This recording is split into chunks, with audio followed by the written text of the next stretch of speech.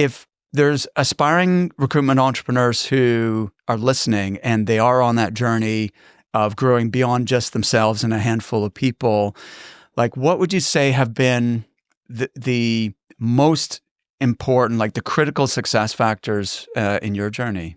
Okay, so when we started the company, I'd like to say we had a clear ambition to become X. My previous business partner might say that. I'm not sure that's the truth, though. The reality was that we started in November and wanted to make some money for Christmas. So that was the main priority. But ultimately, there were three of us that started the business. It wasn't just around one person. We each had a different set of skills. So there's lots of businesses, small businesses, that rely upon their leader and that person's expected to do absolutely everything and know everything. And it can be quite a lonely place. So the fact that there were three of us initially, there were two after about 18 months, 2 years. That can happen. One person didn't really do much. But they got paid very well to leave after a very short period of time. So they did very well. And Richard and I carried on with the business, but we brought in other people. We predominantly trained our own people, had an academy, etc. But you get a lot of dropout with that, so that's painful. But the pain in hiring experienced people is equally as bad, really, possibly worse sometimes. But the benefit of hiring other people that have different ways about how they do things or have done things at previous companies blends in. So you need a healthy mix of the external talent and the internal talent, but having multifaceted leadership meant that we could concentrate on different things. Sorry to interrupt, could you say more about what you mean by multifaceted leadership? So I was perhaps more focused on business development and winning business and bringing that into the company and delivering on that. So I was despite being told after 6 months or so I'm not very good at recruitment, I became that business's best recruiter, and I was good at billing. So making it happen, getting delivery, ensuring that if you've got a quality candidate there, that they get to the client, building those relationships with clients, and taking it to a point.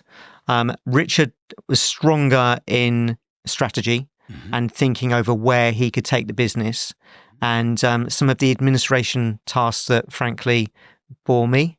So we all at the beginning did take it in turns to be the MD. And see who was more suited to whatever role. And over time, he developed more into that role, and I developed more in a business development capacity. So his ability to think beyond the end of his nose certainly helped, where I was thinking quite often about the next placement. And that's an ideal balance, isn't it? Because I'd say most good recruiters are focused on billing, right? And it is a shorter term time horizon that you're thinking of, this quarter, this month, this week, like what can I make happen? But you can't really strategically grow a business that way. You do need to have the longer term vision and then the kind of roadmap for how you're going to get there. So that sounds like a good blend. It was a good blend, but we also had our challenging moments. Sure. You look back with, enjoyment looking at those now, and sometimes having that small company of 20 people. Really hard to go past that kind of 20 number.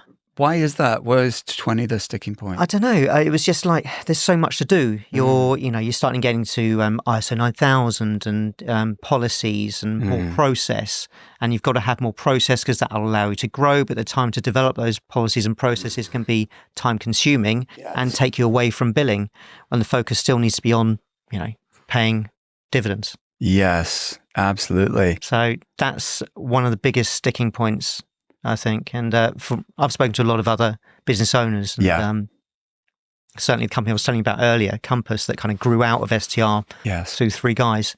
They had three that started as well.